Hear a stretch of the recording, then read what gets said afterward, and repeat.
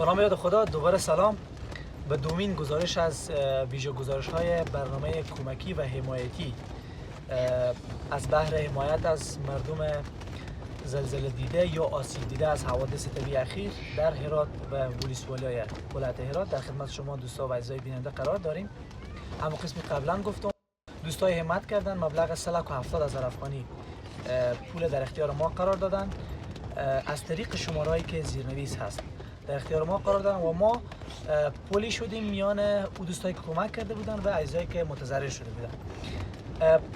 مبلغ 1,82,000 افغانی درسته؟ بله.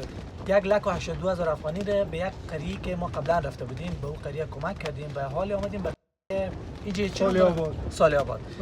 در قریه سالی آباد به اساس لیستی که از طرف کمیسیون رسیدگی به این مشکل یا حل بحران زلزله ولایت هرات از طرف امارت اسلامی افغانستان برای ما داده شده 10 خانه در این قریه وجود داره که مبلغ 70,000 افغانی برای هر فامیل مبلغ 10,000 افغانی از پولی که دوستا کمک کردن ما برای ازمه تنظیم می‌کنیم. اما قبل از او ما در یک خیمه حضور داریم فعلا خیمه‌ای که از طرف USAID کمک شده در جای مختلف از طرف ارگان‌ها و مؤسسات مختلف خیمه بالاخره لوازم خانه و موضوعات مختلف موادهای اولیه که مردم نیاز دارن کمک شده بود.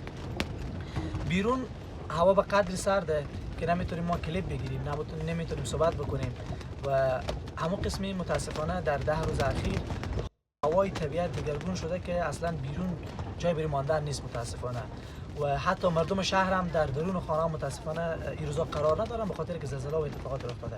با کاکا صحبت میکنین. کاکا جان معرفی بکنین و زلزله برای ما بگین چگونه شد که اتفاق افتاد. زلزله سبب امر خوبه شده همین دفعه چهارم که زلزله شدید میاد که ادری بدری تا یک کلوخ دفعه بوده زده میره هوا که چی که کار داشتیم مالک به داخل حواس او شو قلب خورده به بالا از نو خسارات جانی ندادیم. از مالی تا جا که فکر کنی فلاجی خداوند خود اگه آتش گل کنه دیگه که چاره درسته. خانه شما ما دیدیم کاکا جان ویران شده بود کامل ولی در عوض برای هر خانه یک خیمه هم برپا شده که از طرف مؤسسات به شما داده شده. چه کمک های تو به شما رسیده؟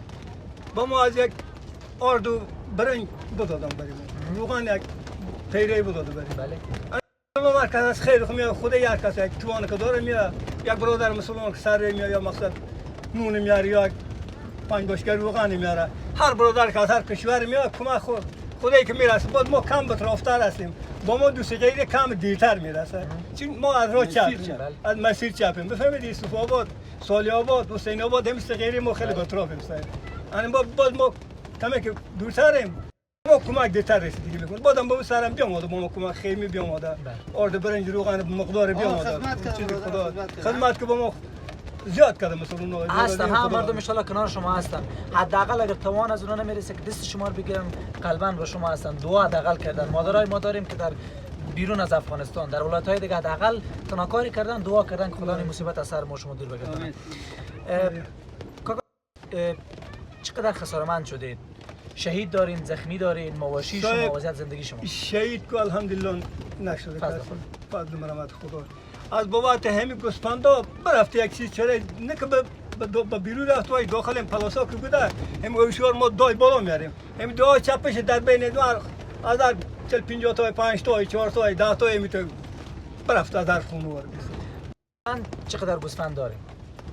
حال فعلا دیگه شاید 150 تا 200 تا دیگه مونده باشه بریم 16 فامیل 150 گوسفند برای فامیل درسته؟ بله 16 فامیل کدام سرمایه دیگه چون این مردم دیگه جز از خدا بلند سر برته دیگه هیچ سرمایه هم این دوالا خوش بود که برام دیگه خیر خلا نیز زمین داریم نمک داریم نجابه ان زمین رو خرید داشتیم خریدم که زندلا بزات برام که پایین ما که خریدم بیرون بودیم که از بین برام مثلا فلاش یک سوال کاکا همین قریه‌ای که شما داریم ما به همین قریه و قصبات آمدیم در هر جر میگن به اصطلاح میاد در هر جر یک قریه نوسازی هست 10 خانه 5 خانه 20 خانه از چی وقت میشه که قریار ساختین بالاخره اینا بعد که اینجا اومدن مهاجر از دیگه ولایت اومدن نه از این ولایتیم ما اپولوس گیرونه در حدود مالداری تقریبا 2,000 مالداری خانوار حساب به منطقه زندگی میکرد خاک تنگی که باشد جواب نمیداد کجا بودین به قریه چاک بودیم ما من جز مشواک بفهمید جز مشواک دور هر کس تواندش بیامد به دشت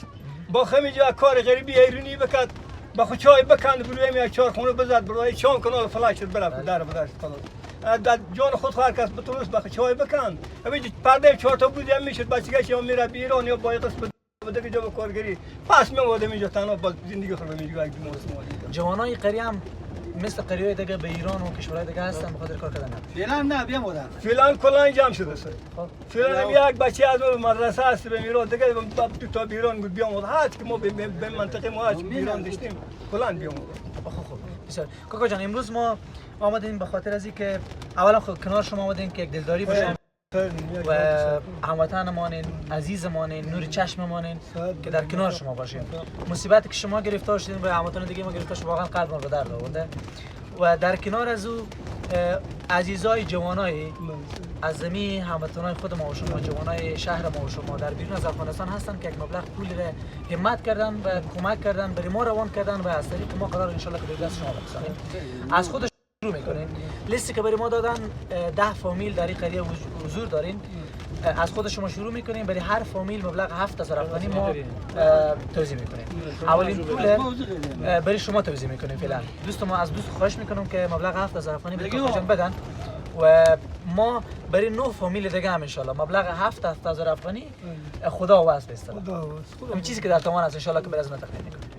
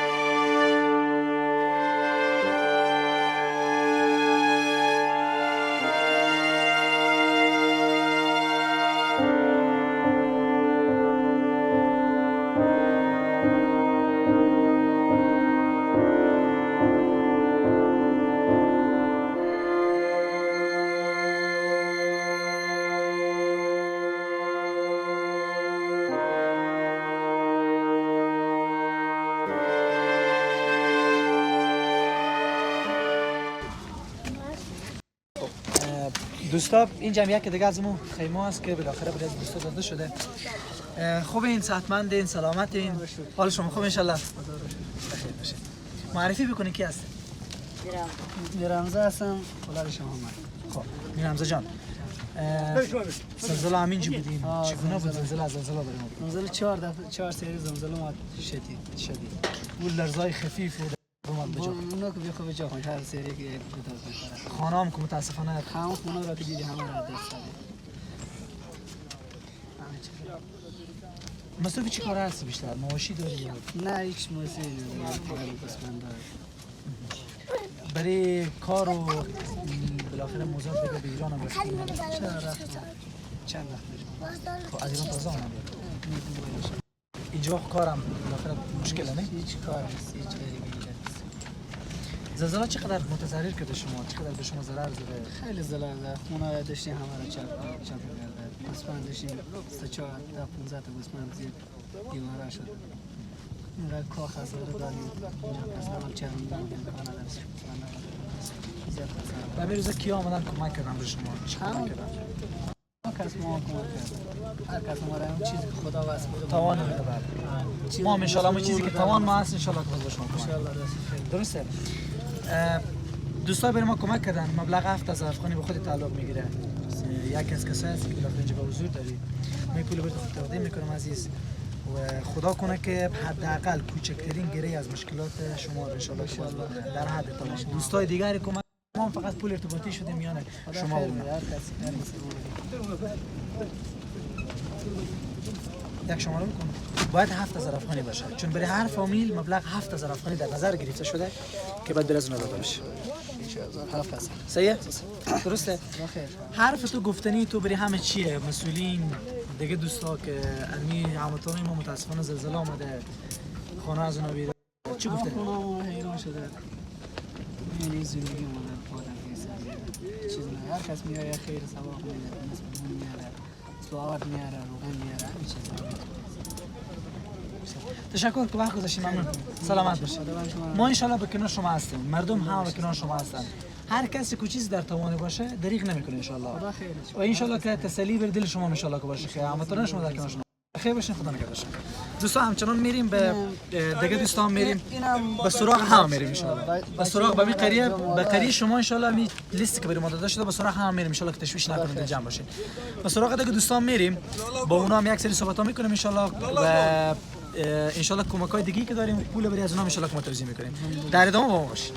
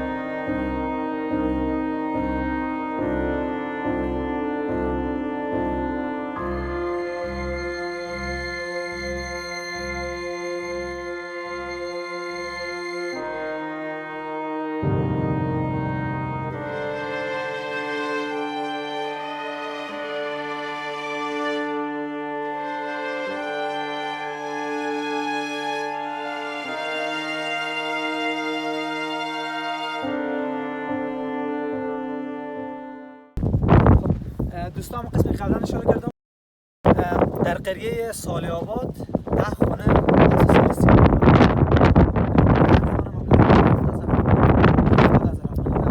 در این قریه توزیع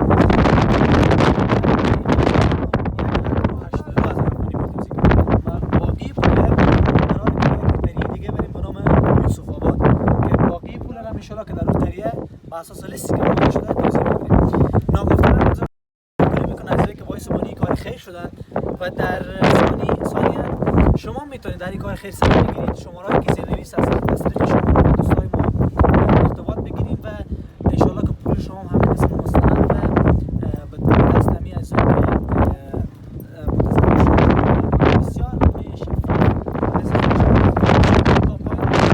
با ما باشین. این گزارش